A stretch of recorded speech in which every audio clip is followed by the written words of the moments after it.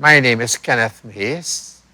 I'm from the Guayco Pastoral Region and a member of the Morton Memorial Presbyterian Church. And you're an elder? Yes, for very many years I've been an elder of this church and been on the local board and the session of this church. How old are you? I'm 79 years old, Sean. And how long have you been a member of this church? For as long as I can remember. I was born into this church, and if you will allow me to explain, my maternal grandfather, George Washington Chandising, was the first principal of Guayco Presbyterian School called Guayco CM School. And in 1920, this is about 23 years later, my father, Kenneth Mahase Sr., was appointed principal of Guayco CM School.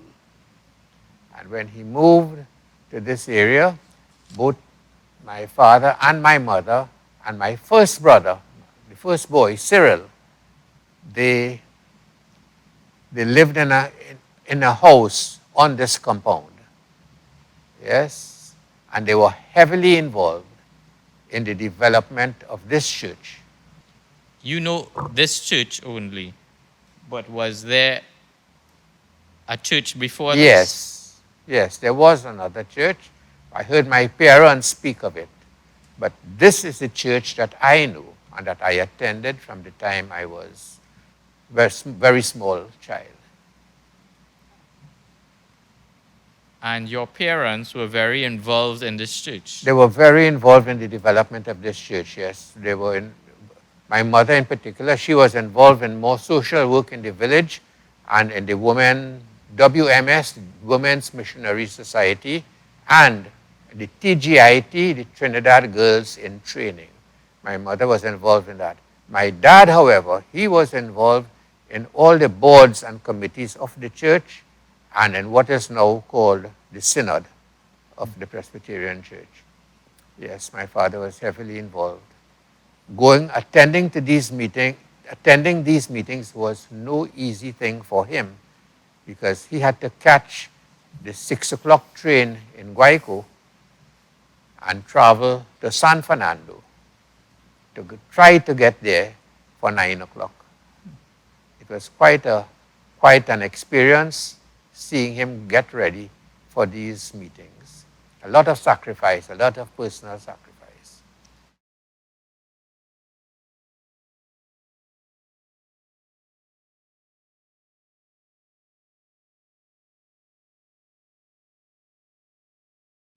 The basic architecture was the same, but the chancel went straight across. There was no break in the chancel.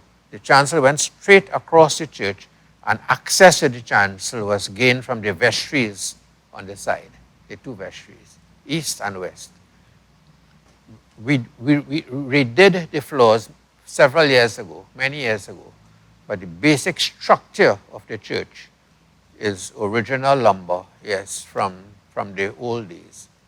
And the architecture of the church remained the same.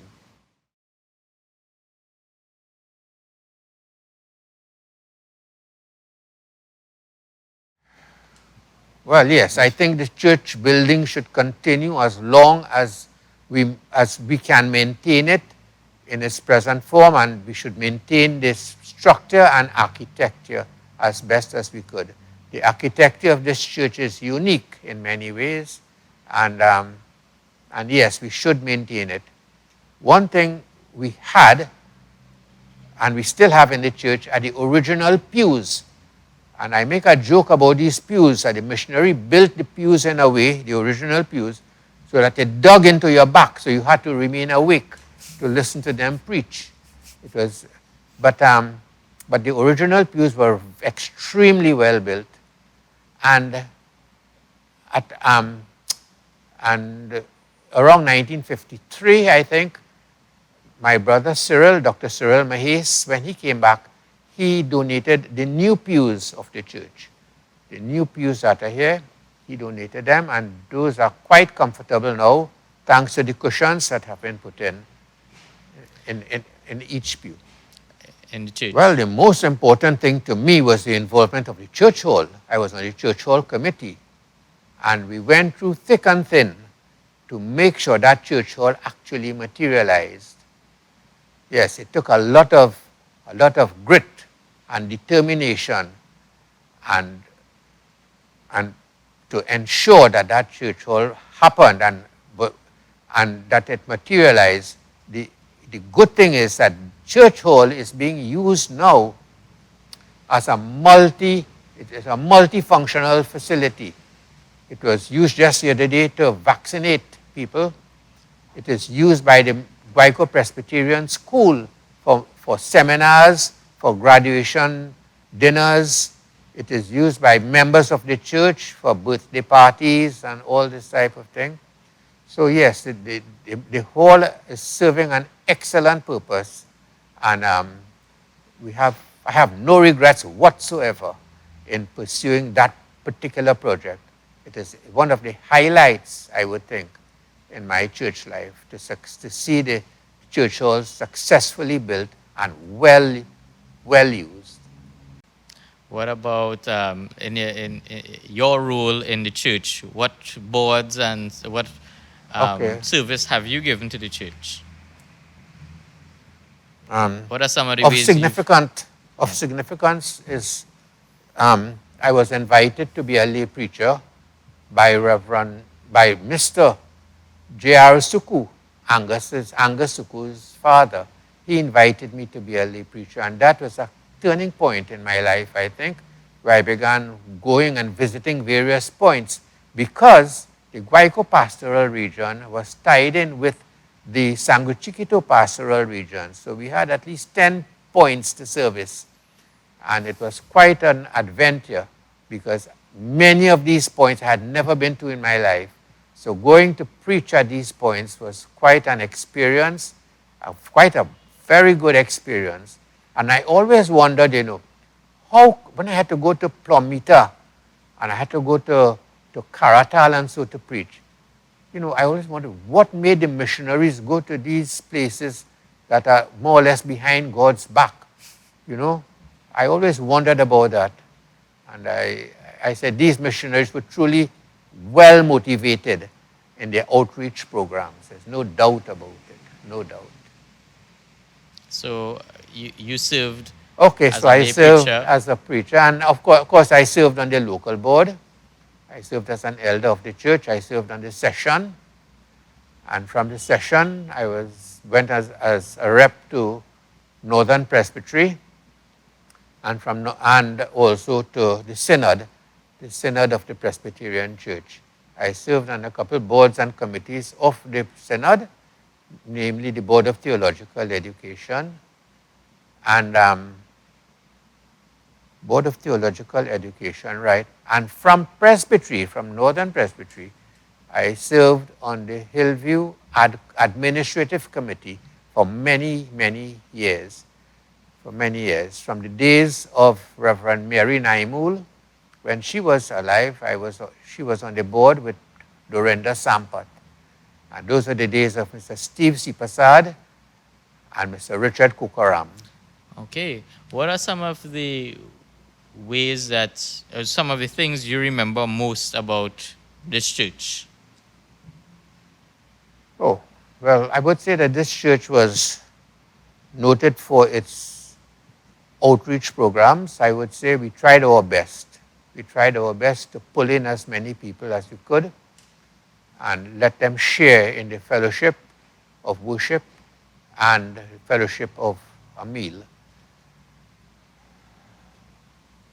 Our programs were mainly directed at members of the church, though, I must say, but the young people's group, now called the MMPY, has developed very nicely and from what we had before, the Christian Endeavor Society, Christian Endeavor Group.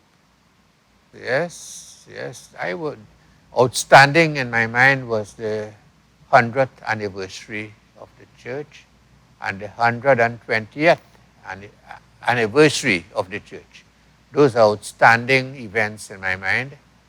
and a lot of preparation, a lot of excitement, that you can imagine. And yes, it was very, very, very good indeed to have experienced those things. Well, the things that really stand out in my mind, apart from the events that I mentioned, what really stands out in my mind is the music that came from this church. It was truly outstanding. My sister Lenore was a trained musician, and I can never forget the Hallelujah chorus being sung at Easter time and at Christmas, and the rousing music at Christmas morning service. It was really a wonderful experience to listen to and be inspired by this very lovely music. Who were some of the ministers that you remember growing up? Well, I could never forget the first minister that I knew here. Not the one who baptized me, of course. The first minister I knew was Reverend Samuel Ramsaran. And I can never forget him because he wore this big white jacket and white pants. And at the age of 6 or 7, when a group of us had nothing better to do on a Sunday afternoon, we came to pick palms near where the church hall is. And we heard this loud voice thunder from the manse. "What are you boys doing there?" We scampered at top speed out of the compound because we knew for sure that God lived in the manse. And we didn't hesitate to vacate the compound in quick time. Yes, but Reverend Ramsaran was a very nice person. And also, well, in the early days we're talking about, I remember Reverend Ramsaran, but very importantly, the Canadian missionaries played a key role in the development of this church. I remember well Reverend Kitney coming to take communion services. I remember Dr. Harold Swan being in the compound, visiting the church, taking part in the service, and coming home for lunch, being invited by my parents. These are the missionaries that I remember very clearly. I remember Reverend Kirkpatrick, and there were 2 lady missionaries, Miss Brando. Oh, how we look forward to Miss Brando being here, seeing the story of the prodigal son being put on something like Velcro, and she put up all these images of the father looking for his son and that sort of thing. It was it made a very favorable impression on all of us as Sunday school children. Most impressive, I must say. And what about over the years? Who were some of the more popular ministers or people who made a real impact in Guayco? So I am sure that all ministers made some impact. But to me, let me see, Reverend Bert Samaru made a great impact because I was a teenager at the time, and he was an outdoor person, and I liked that very much. So we made several trips, the young people called the Christian Endeavor Group. We made several trips to Solibia, to Manzanilla, and to Mayaro. Mayaro camping, Manzanilla daily trips, and a very helpful elder in all of this was Mr. James Ramnath, very, very helpful person and with us at every step of the way. And also Mr. Kapilnath, very important role he played in our activities, in our church activities. During that time, we also had a hike to El Tukuch, which was unforgettable, very nice hike. What about after Reverend Samaru, ministers who came after? Yes, many ministers came, but they were not as outdoor oriented as Reverend Samaru, but yes, the church and the young people's group developed nicely, especially the Christian Endeavor. I remember one thing about the Christian Endeavor, that when your name was called on the roll, we had to stand up and say a Bible verse. And some of the girls, of course, they used to be well prepared, but these delinquent boys, the most popular verses were, God is love, and the Lord is my shepherd, I shall not want. Would you believe? These boys wouldn't prepare a verse, and they forgot clean about it until their names were called and rolled. But yes, we did very well as a young people's group. Lovely fellowship, plenty of love, and lots of good friendships were formed. Coming to church was a good habit that was forced on me from the time I was small. So the minister's popularity really didn't matter that much. But yes, certain ministers did stand out, I must say. You have like Reverend Rampasad. He's a man that was never at a loss for words. He was a great guy, jolly and friendly and charming in his own way. He was a very nice minister. Reverend Sanya, of course, is doing extremely well. She's a young minister and coming along very nicely indeed. She is growing very nicely into the ministry. I can go back to, Reverend Cyril Paul played an important part. He was a very good person, very nice minister. Even though, he was very effective, even though he didn't live in the manse. He lived in Barataria, I think, and he traveled, but he was a very effective minister. He invited me on many occasions to travel with him to various points in the region, sometimes to show him where the churches were, and to take part in the services or the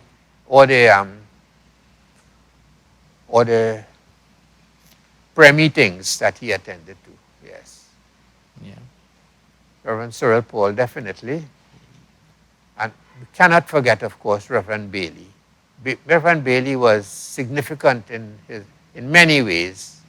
Reverend Bailey, he was unique. He was a unique minister. Unique. There was none other like Reverend Bailey. He developed the church. His sermons were excellent, nothing less than excellent, simply because he prepared them well. He prepared his sermons very well, and sermons were top class sermons. And his devotions to the people and the congregation was exemplary. Yes, well, what can I boast? This church, first I can boast about the building, the church building being unique in its own right. And secondly, really, the church is not only the building, but the church is the people within the building. And the fellowship and the love that is in this church I am sure it is very difficult to duplicate in another church, at least for me.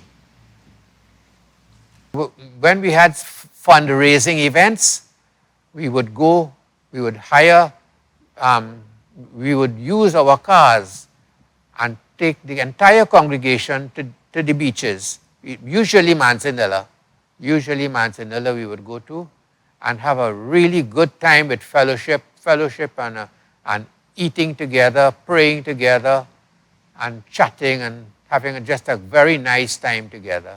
So then you would say what's right? Yes, with regard to the responsibilities of the church, the responsibilities were shared responsibilities. They were shared. Some families undertook to bring flowers in the church. Some families would undertake the cleaning of the church, making sure the church was in order.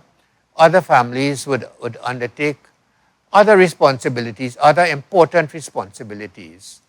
But the church worked together with different responsibilities, but as one unit. We worked as one functional unit. Once we had a lovely Christmas concert going on, and when it was one little boy, they were doing acrostics for Christmas, C is for this and this. And when it was his turn, he said, I want to wee-wee. we had to pick him up and dash outside with him. And that was the highlight of the items.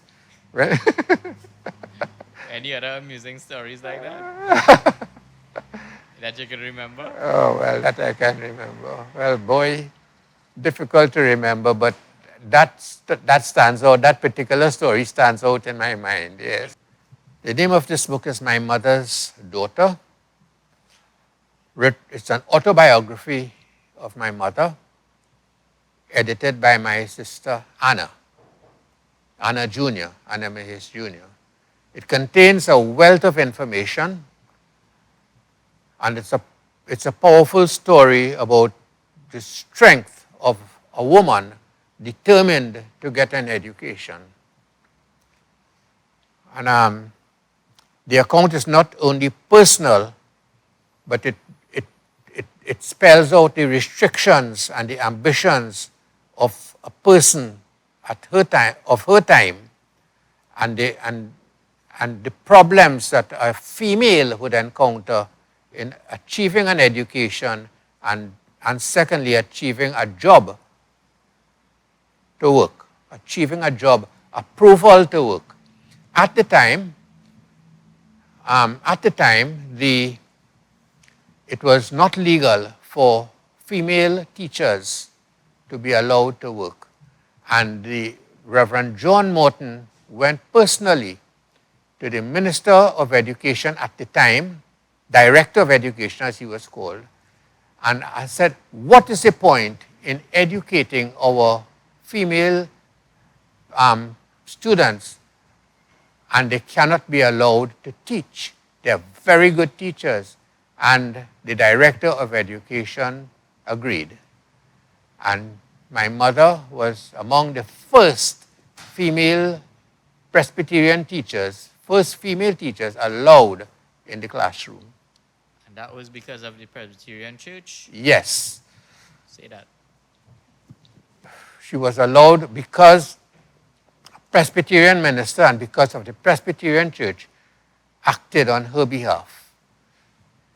The policy decision, let me put it this way, the policy decision of the missionaries, of the Canadian missionaries, to combine evangelism with education was a magic touch that transformed the face of this society.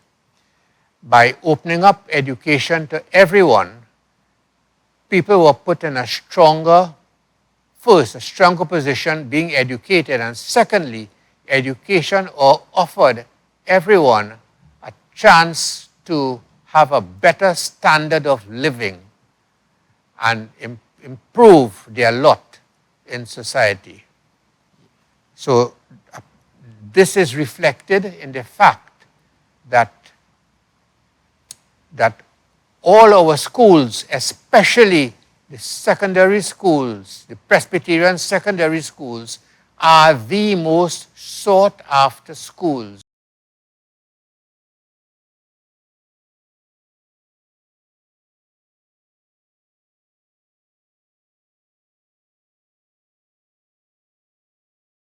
Well, I was secretary of the men's group all the time.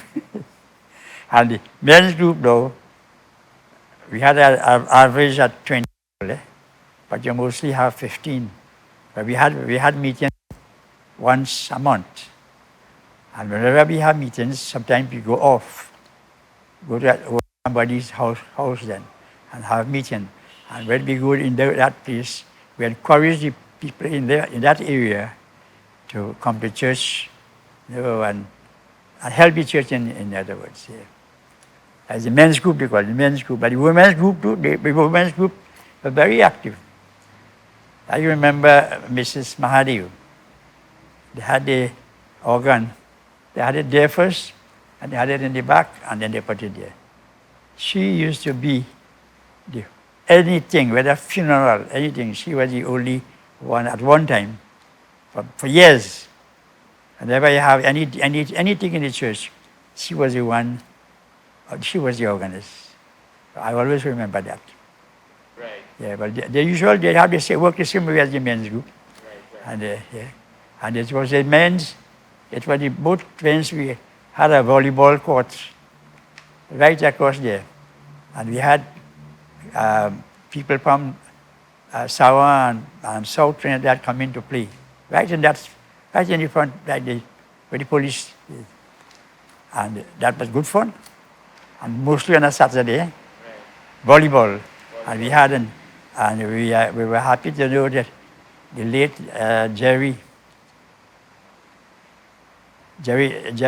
Francis, he was the man, was given a scholarship.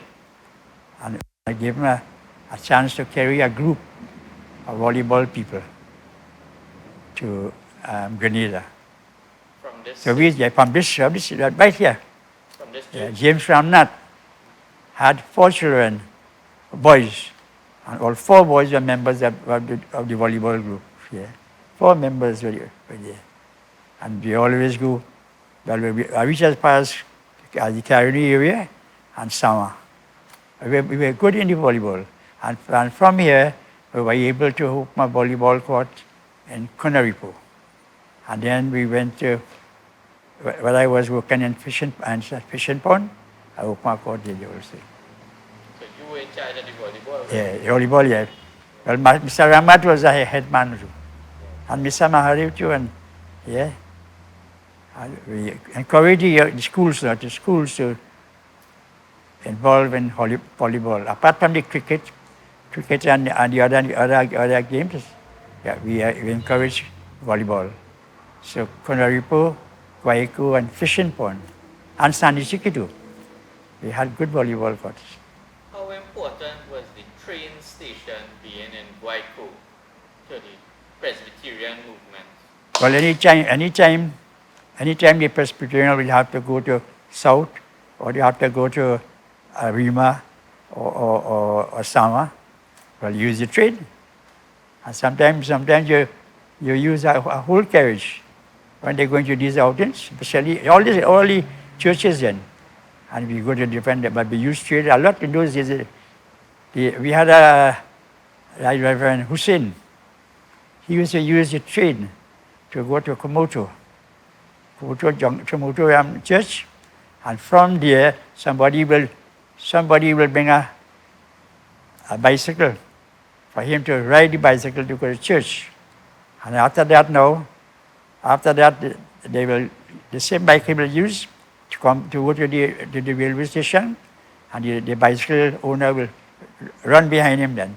So that is how the Komoto church got stronger and stronger. People like that. Oh, my life? Yeah. Oh, well, I had all wrong. As I say, I was the person who invented or encouraged the Akan Village Council. And now they have a village council across here, well active. And I always go and either talk to them or always be with them. And when they needed things like chairs and things, we always used to encourage them to give chairs for them to the women's group, for the men's group. Just like the Buddha Church, for the other churches. This church was the head of the other churches in the area. Whenever you had any meeting and so on, you keep it in Guaico Presbyterian School or the church. All other churches will come. When they had annual general meeting, this was the center. And everybody looked out, especially harvest and gathering. The other people will be invited, and you see this whole church filled. And that is one thing we had to do, bring back the harvest and gathering services once a year. And what was the harvest gathering service? Where people they have plant certain fruit something behind the homes, or they buy some and they put it across there, and the minister come and give a harvest and gathering service. That is once a year. Well, you had I can't remember the names really, but you had some. You had Reverend Sunarain, and I tell you had Reverend Hussein, and all the other elders, they were good elders. Yeah, everyone. But some used to get a bigger crowd than some. Well, like Reverend, the first one I called Reverend Hussein. Reverend Sunarain. Reverend Bailey. Reverend Bailey, 2 years. And they had, who again? Reverend Cyril Paul. And, but we had some elders who were strong as strong, like there's the Mahase and others. And they used to take the place of the elders, of the ministers, and go and preach when they couldn't go.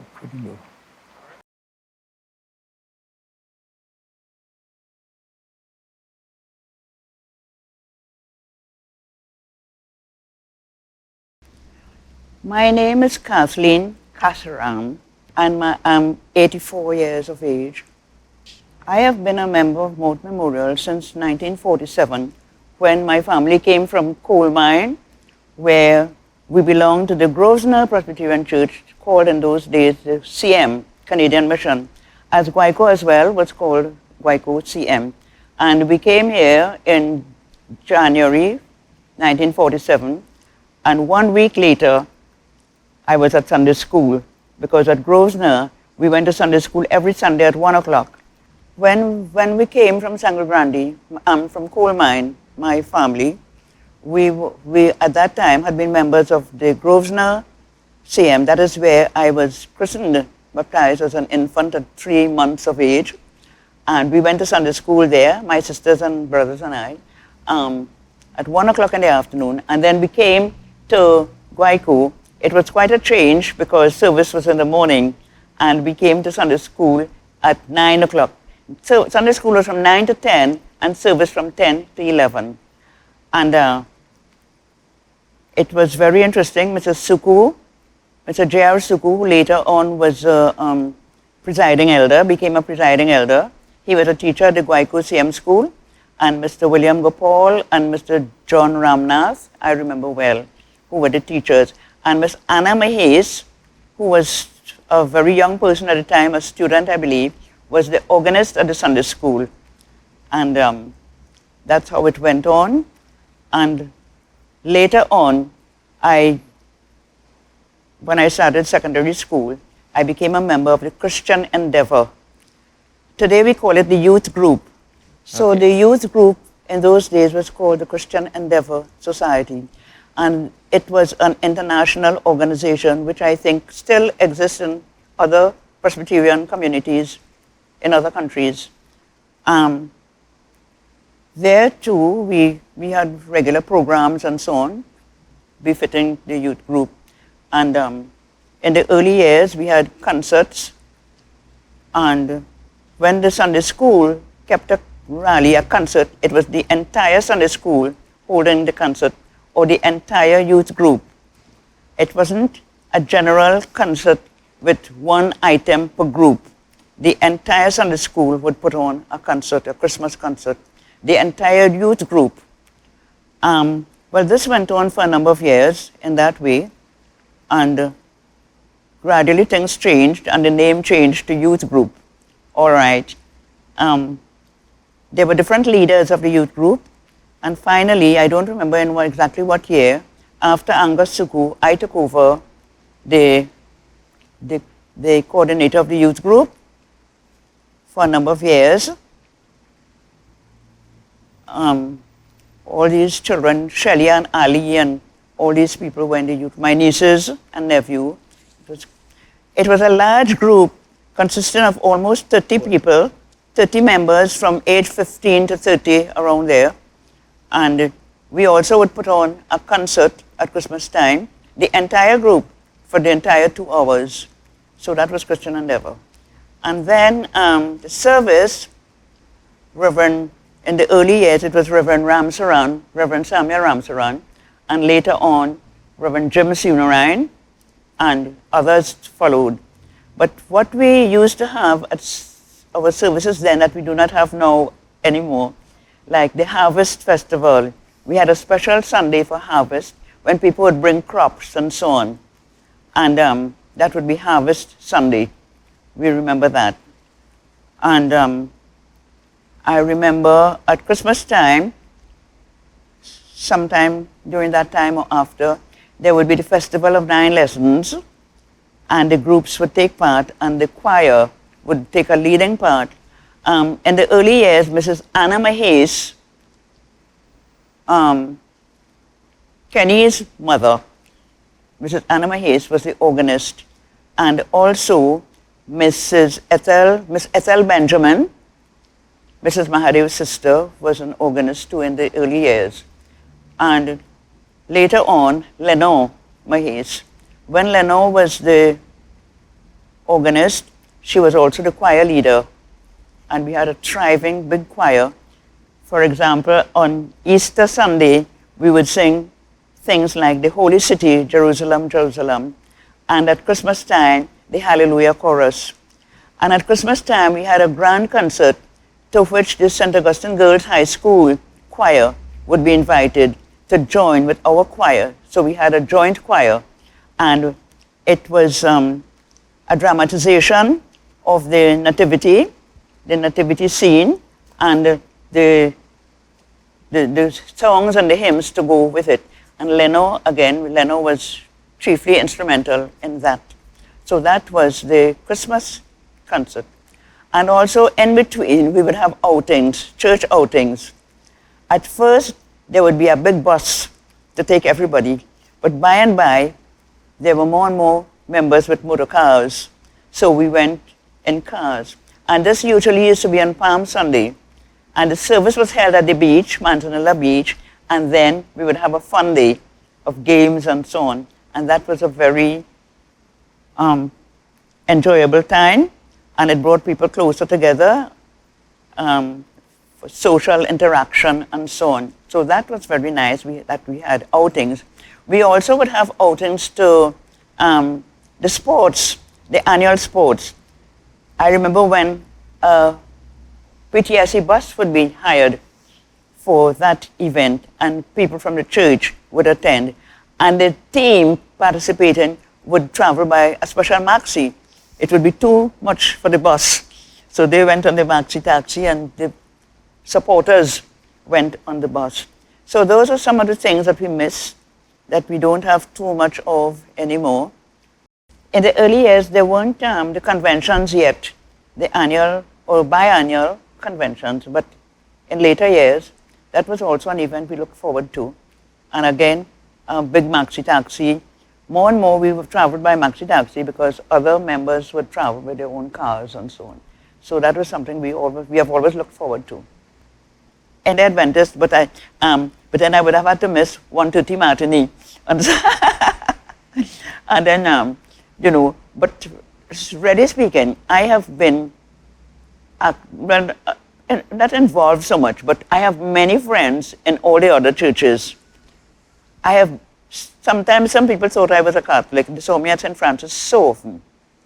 When St. Francis had their 100th anniversary, they had a full Latin Mass as one of the items. Everything was in Latin, because that's how they were. Just as how when we have our anniversaries and we have Hindi things. And I attended that because my friends would invite me, and they had all kinds of things that year. So the Anglican Church too, they used to have a bazaar, a harvest. You said the Presbyterian Church, you're so very happy that... Yeah, I never left.